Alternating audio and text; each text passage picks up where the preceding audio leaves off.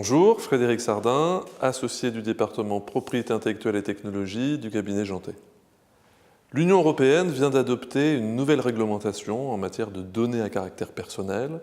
Il s'agit d'un règlement communautaire qui rentrera en vigueur dans 2 ans, le 25 mai 2018, et qui sera d'application directe à l'ensemble des pays de l'Union sans que ces derniers n'aient besoin d'adopter des lois de transposition nationales.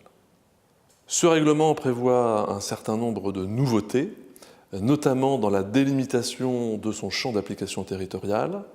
Le règlement s'appliquera naturellement à l'ensemble des acteurs économiques situés et installés au sein de l'Union, que les traitements réalisés par ces acteurs soient réalisés au sein de l'Union ou à l'extérieur de l'Union, de sorte que si vous êtes une entreprise française installée en France, mais que votre traitement est opéré au Maroc, le règlement s'appliquera.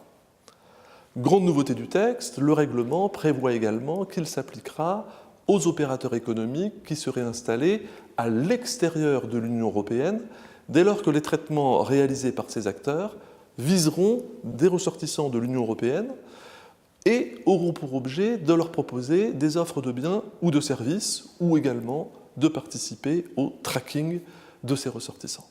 Exemple, vous êtes une société américaine installée aux États-Unis, mais vous collectez des données personnelles relatives à des ressortissants de l'Union européenne pour leur proposer des biens ou des services, le règlement s'applique. Le règlement inverse totalement la logique qui était précédemment à l'œuvre dans les différents textes relatifs à la protection des données à caractère personnel, en créant un nouveau concept qui est le concept de l'accountability.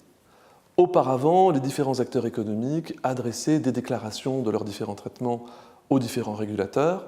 Désormais, le règlement prévoit la suppression de ces déclarations et le remplace par l'accountability, au terme de laquelle les acteurs économiques devront prouver aux régulateurs qu'ils ont compris et qu'ils mettent en œuvre l'ensemble des dispositions et des systèmes permettant d'assurer la meilleure protection possible aux données à caractère personnel.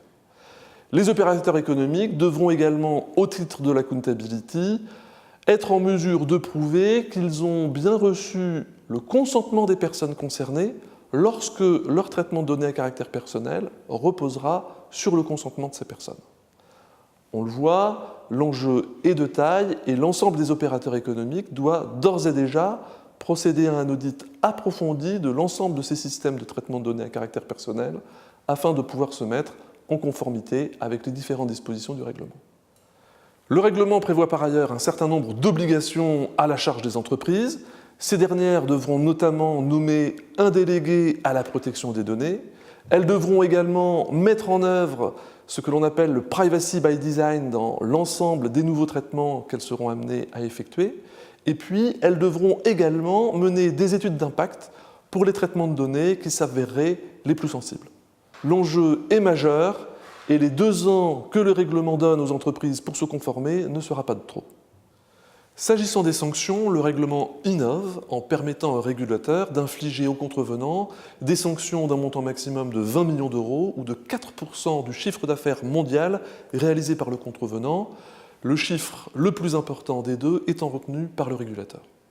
On le voit, les dispositions de ce nouveau règlement imposent aux entreprises de procéder à un audit approfondi de l'ensemble de leur traitement de données à caractère personnel et de veiller à se mettre en conformité avec les dispositions de ce nouveau règlement d'ici le 25 mai 2018.